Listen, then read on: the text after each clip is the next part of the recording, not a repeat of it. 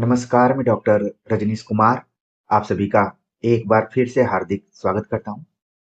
प्रिय विद्यार्थियों, आज के वीडियो लेक्चर में हम एक बहुत ही महत्वपूर्ण विषय पर आप सभी से बातचीत करने जा रहे हैं। ऐसे विद्यार्थी जो हिंदी विषय से पहली बार प्रतियोगी परीक्षाओं की तैयारी करने जा रहे हैं, उनके दिमाग में प्रश्न उठ रहा है कि हम तैयारी की स्टार्टिंग कहाँ से करें, किन-किन किताबों को पढ़ें, अभ्यास सेट कैसे करें, तमाम प्रश्न उनके दिमाग में आ रहा है और उनको कोई बताने वाला नहीं है।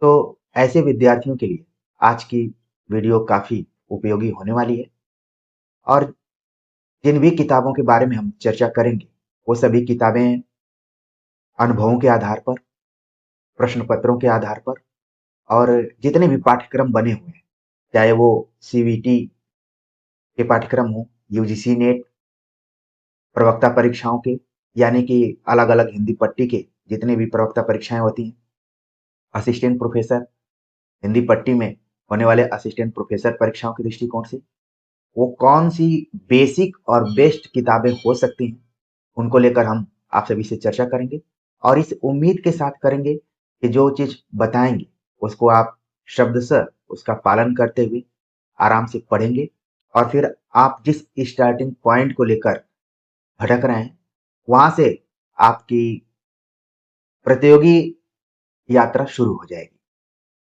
तो हमने 2-3 कैटेगरी बनाई हुई है कि आपके पास प्राइमरी रिसोर्स क्या होने चाहिए, आपके पास सेकेंडरी रिसोर्स क्या होने चाहिए। इन दोनों के अलावा आपके पास और कौन-कौन से स्रोत होने चाहिए।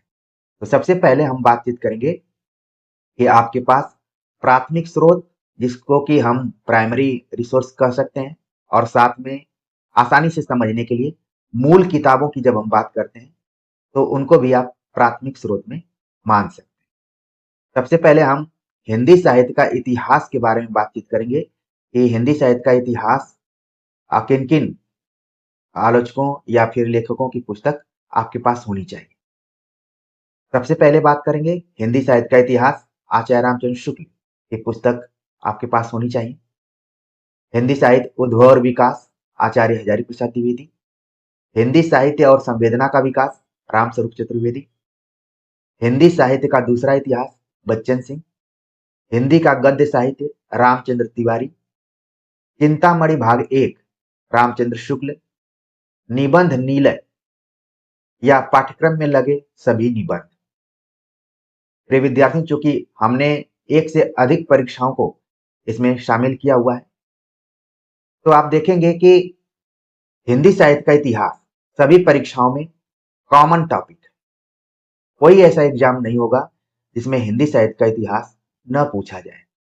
तो जितनी भी किताबों का हमने यहाँ पर उल्लेख किया है, ये सभी किताबें आपके सब्जेक्टिव ज्ञान को बढ़ाने वाली हैं, आपकी समझ को विकसित करने वाली हैं, क्योंकि ये प्राथमिक स्रोत है। ठीक है, तो उम्मीद करता हूं कि तैयारी से पहले ही आपके पास इसमें से कई किताबें होंगी और कुछ किताबों को आपको खरीदना भी होगा। अगर आप पूरी किताबें नहीं खरीद पाते हैं, तो आप एक ग्रुप बनाइए अपने फ्रेंड सर्किल का, जिसमें सभी लोग अलग-अलग किताबें खरीदें और एक समय निश्चित निर्धारण करके किताबों को आदान-प्रदान करके पढ़िए। अगर आप सक्षम हैं, तो आपके पास ये सभी किताबें होनी चाहिए। जहां तक हमने चिंतामणि भाग 1 की बात की है, तो आप देखेंगे कि इस किताब से ढेर सारे कथन पूछे जाते हैं और हम भटकते रहते हैं कि फला कथन कहाँ से पूछा गया है। बाद में पता चलता है कि ये तो रामचंद्र शुक्ल की किताब से पूछे थे। तो आप देख रहे हैं कि हिंदी साहित्य का इतिहास हो या फिर निबंधों की बात की जाए, दोनों में रामचंद्र शुक्ल का योगदान है, आपके दृष्टिकोण से महत्व है इनका। निबंध नीलय को इसलिए हमने शामिल किया हुआ है कि यूपीएससी इत्यादि के पाठ्यक्रम में जो निबंध लगे हुए हैं, एक तरीके से वो प्रतिनिधि निबंध है। तो अगर इस किताब को भी आप खरीद लेते हैं, तो कौन कौन से निबंध हैं, शुक्ल जी के अलावा अन्य कौन कौन से निबंधकार हैं जिनको कि आपको पढ़ना चाहिए, उसको आप देख सकते हैं। आप सभी की सहूलियत के लिए हमने 14 निबंधों के बारे में चर्चा की थी, जो कि यूपी हायर एजुकेशन के पाठ्यक्रम में लगा हुआ है। लेकिन अगर आप केवल उसको यूपी हायर एजुकेशन के पाठ्यक्रम के दृष्टिकोण से देखेंगे, तो आप गलती कर रहे हैं। आप अपने दृष्टिकोण से भी देखिए कि हो सकता है कि आप प्रवक्ता परीक्षा की आप परीक्षा में बैठने जा रहे हैं, या फिर सीयूईटी के एग्जाम में बैठने जा रहे हैं, यूजीसी नेट के एग्जाम में बैठने जा रहे हैं, वहां से भी सवाल आ सकता है उन परीक्षाओं में। तो हमने अनुभव के आधार पर और पिछले साल के क्वेश्चन पेपर के आधार पर और पाठ्यक्रम के आधार पर इन मूल इतिहास ग्रंथों के बारे में आप सभी से चर्चा की है। ये सभी इतिहास ग्रंथ आपके पास होने चाहिए।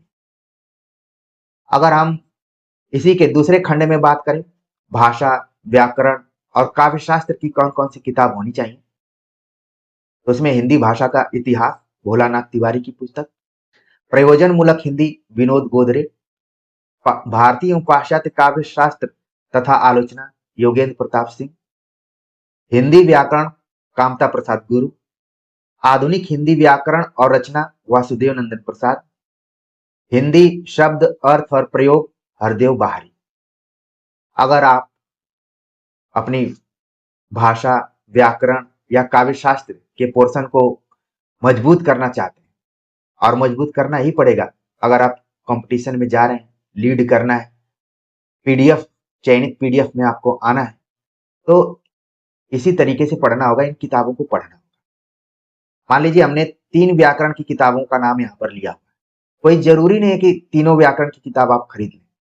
जैसा कि मैंने पहले बताया कि एक ग्रुप आप बनाइए अपने विश्वसनीय मित्रों का, जो सही मायने में सच्चे दिल से प्रतियोगी परीक्षाओं की तैयारी करना चाहते हैं, अपने सफल तो होना ही चाहते हैं, आपको भी अपने उसी लिस्ट में देखना चाहते हैं, तो एक ग्रुप बनाइए, बन जाता है, क्योंकि आजकल लाइब्रेरी जाने का कल्चर है और सबकी पृष्ठभूमि लगभग एक ही तरीके की है, तो विद्यार्थी एक दूसरे से सहयोग करते हैं, आदान प्रदान करके आप पढ़ सकते हैं। ठीक, लेकिन ये सभी किताबें आपके पास होनी चाहिए। होनी चाहिए का मतलब कि आप इनको पढ़े हुए रहें। कोई जरूरी नहीं है कि किताब आप खरीदें। जितनी किताबों का नाम हमने बताया है, इन किताबों को आप एक नजर जरूर पढ़ें। कई बार हमने देखा है कि लोगों के पास किताबें होती हैं, लेकिन लोग पढ़ते ही नहीं। उनको लगता है कि कोई और ऐसा तो अ, ऐसा मटेरियल तो नहीं है जिसको कि हम नहीं जान पा रहे हैं। प्रिय विद्यार्थियों, यही सब मटेरियल है। इसीलिए हमें लगा कि हमने कई बार आप सभी को किताबों के बारे में बताया हुआ है, एक बार फिर से बता दूं।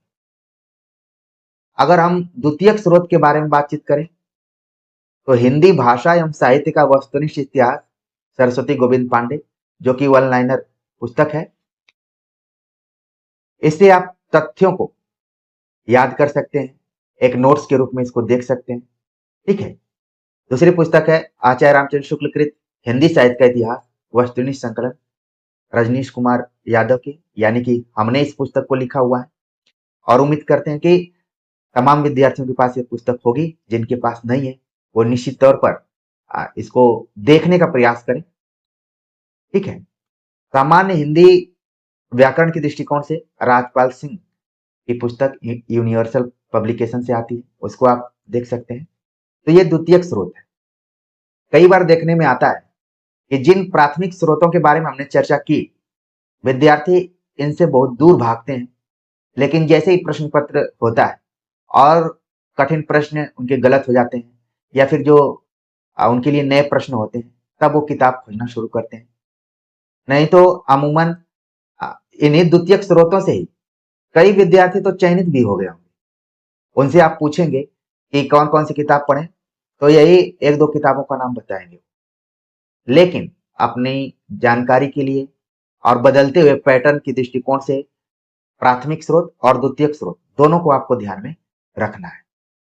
अगर इन दोनों को आप अच्छे से फॉलो करते हैं, तो भी आपको कुछ और करना पड़ेगा। आपको अभ्यास करना पड़ेगा, अपना मूल्यांकन करना पड़ेगा, हमेशा सीखने की ललक आपको अपने अंदर रखना पड़ेगा।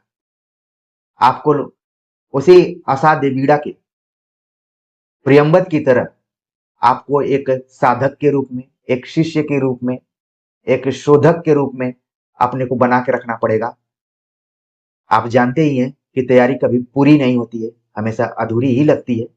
फिर भी उसी तैयारी पर तमाम आपके साथी, परिचित सफल भी होते हैं और आपकी भी बारी आ ही गई है, आप भी सफल हो जाएंगे। तो आपको अभ्यास करना पड़ेगा। अभ्यास करने के लिए क्या करना होगा?